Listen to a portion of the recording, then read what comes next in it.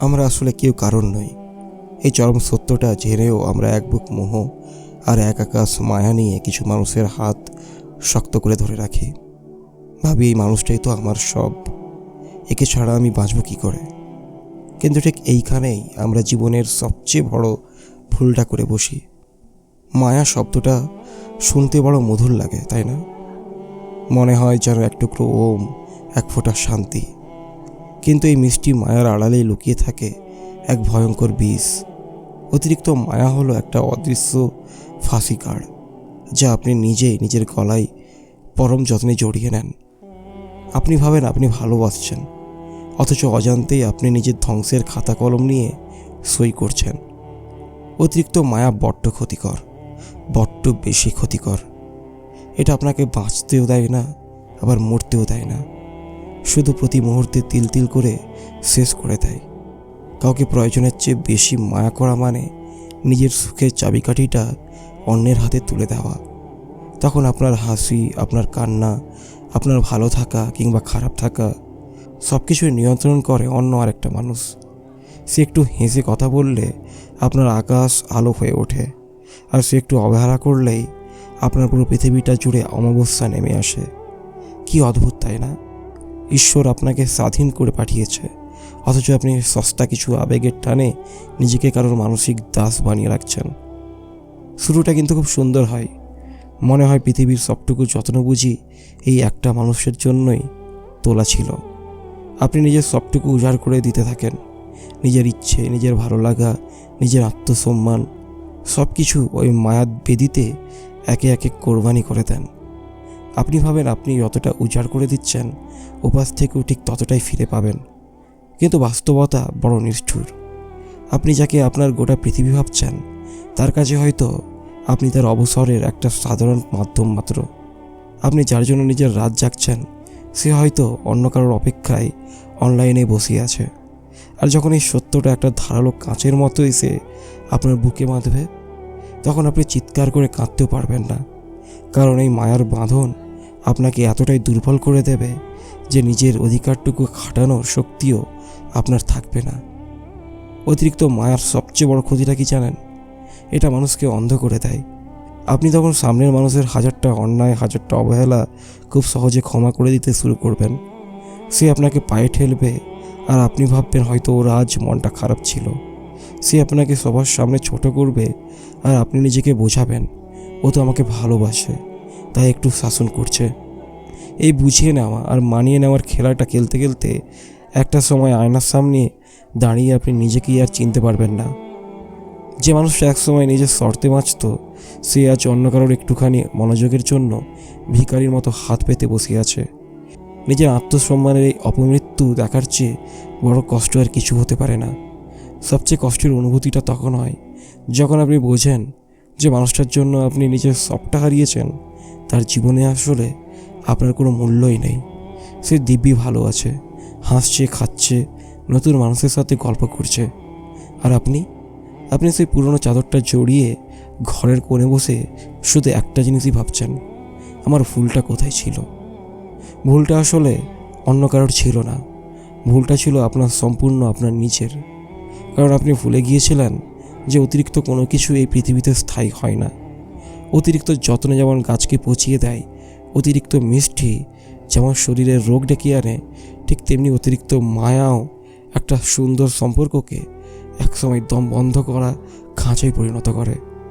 সবচেয়ে বড় সত্যিটা কি জানেন?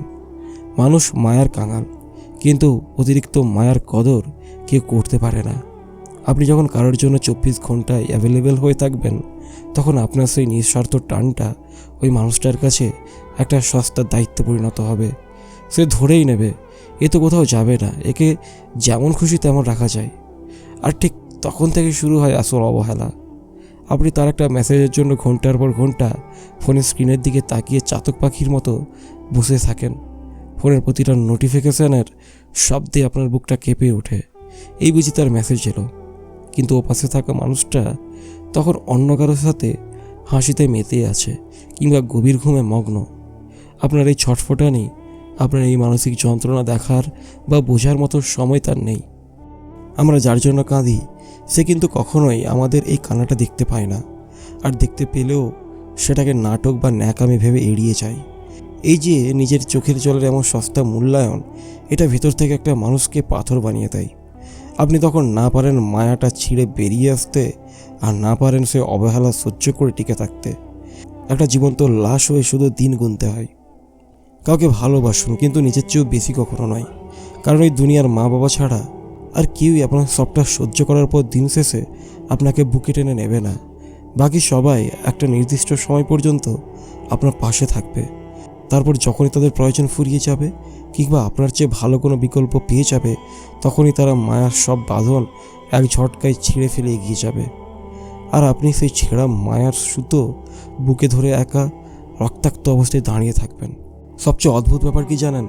যে মানুষটা আপনাকে একসময় বলতো, তুমি ছাড়া আমার আর কেউ নেই, তোমাকে হারালে আমি মরে যাব, ঠিক সেই মানুষটা একদিন আপনাকে এমনভাবে ছেড়ে চলে যাবে যেন আপনি তার জীবনের কোনো অংশই ছিলেন না।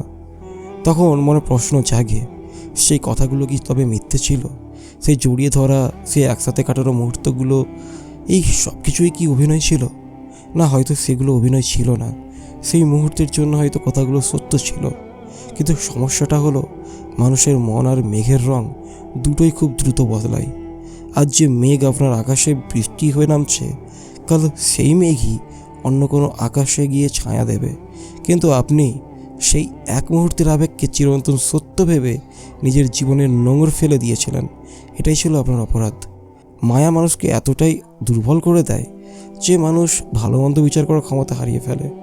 আপনি ভেতর ভেতর ভেঙে চুরমার হয়ে যাচ্ছেন, রাতের পর রাত বালিতে ভিজিয়ে কাঁদছেন, অথচ সকাল হলেই আবার একটা মিথ্যে হাসির মুখোশ পরে দুনিয়ার সামনে ঘুরছেন। কেন? কারণ আপনি চান না আপনার প্রিয় মানুষটার গায়ের কোনো আঁচ লাগুক, লোকে তাকে খারাপ বলুক। এটা আপনার সহ্য হয় না। নিজের আত্মসম্মানে বিসর্জন দিয়েও আপনি তার অপরাধের পক্ষে ওকালতি করে যান। কিন্তু যার জন্য আপনি পুরো পৃথিবীর সামনে ঢাল হয়ে দাঁড়াচ্ছেন, সেই একদিন আপনাকে সবচেয়ে ধারালো ছুরিটা দিয়ে পিছন থেকে আঘাত করবে।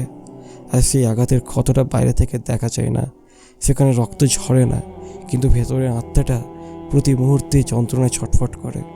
আপনি তখন একা হয়ে যান। চারপাশের এত ভিড়, এত চেনা মুখ, সব কিছুর মাঝেও নিজেকে একলা মনে হয়। মনে হয় এই বিশাল পৃথিবীতে আপনার মনের কথা শোনার মতো, আপনার এই নিঃশব্দ কান্নাটা বোঝার মতো কেউ নেই। মায়ার এই একা করে দেওয়ার ক্ষমতাটাই বড্ড ভয়ঙ্কর। এটা আপনাকে একটা বন্ধ ঘরের অন্ধকারে বন্দি করে দেয়, যে ঘরের চাবিকাঠিটা আপনি নিজেই অন্য কারোর হাতে তুলে দিয়েছিলেন। এই অন্ধকারের শেষ কোথায় তা আপনি নিজেও জানেন না। প্রতিটা রাত যখন নেমে আসে, চারপাশটা যখন নিঝুম হয়ে যায়, তখন মনের ভেতরের সেই পুরনো স্মৃতিগুলো একে একে এসে ভিড় করতে থাকে। আপনি চেষ্টা করেন সেগুলোকে ভুলে যেতে, মাথা ঝাঁকিয়ে মনটাকে অন্য কোথাও সরিয়ে নিতে চান, কিন্তু মায়ার শিকড় এতটাই গভীরে চলে গেছে যে যত আপনি নিজেকে মুক্ত করার চেষ্টা করবেন, ততবার সেই শিকড়গুলো আপনার বুকটাকে আরও শক্ত করে চেপে ধরবে। মাঝে মাঝে রাগ হয়, খুব রাগ হয় নিজের ওপর, নিজের এই অবুঝ মনের ওপর। মনে হয় কেন পারলাম না আর 5টা মানুষের মতো স্বার্থপর করতে? কেন পারলাম না হিসেব কষে ভালোবাসতে? কেন নিজের সবটুকু উজাড় করে দিতে গেলাম? কিন্তু এই রাগের পরক্ষণেই আবার এক বুক হাহাকার এসে জমা হয়। আপনি বুঝতে পারেন আপনি আসলে বদলাতে পারবেন না। মায়া যাদের স্বভাব, তার বারবার ঠকেও ঠিক একই ভুল করে বসে। সবচেয়ে বড় পরিহাস এটাই যে আপনি যার জন্য নিজের ভালো থাকা বিসর্জন দিলেন, সে কিন্তু আপনার এই ত্যাগের কোনো মূল্যই দেবে না। উল্টো একদিন খুব সহজে বলে দেবে, আমি কি তোমাকে বলেছিলাম আমার জন্য এত কিছু করতে? যা করেছো নিজের ইচ্ছেই করেছো। এই একটা বাক্য, এই সামান্য কয়েকটা শব্দ আপনার বছরের পর বছর ধরে জমানো সব মায়া, সব অনুভূতিকে 1 সেকেন্ডে ধুলায় মিশিয়ে দেওয়ার জন্য যথেষ্ট। তখন মনে হয় এর চেয়ে যদি বুকে কোনো ধারালো অস্ত্র এসে বিঁধত, তা হয়তো সহ্য করা যেত। কিন্তু এই অবহেলা আর এই চরম সত্যের মুখোমুখি হওয়াটা নেওয়া যায় না। আমরা আসলে ভাঙতে ভাঙতে একসময় পাথর হয়ে যাই। যে মানুষটা একসময় সামান্য একটু অবহেলাতেই কেঁদে ভাসাতো, সেই একদিন বড় বড় আঘাতের সামনেও শান্ত হয়ে দাঁড়িয়ে থাকে। চোখে আর জল আসে না, মুখে কোনো অভিযোগ থাকে না।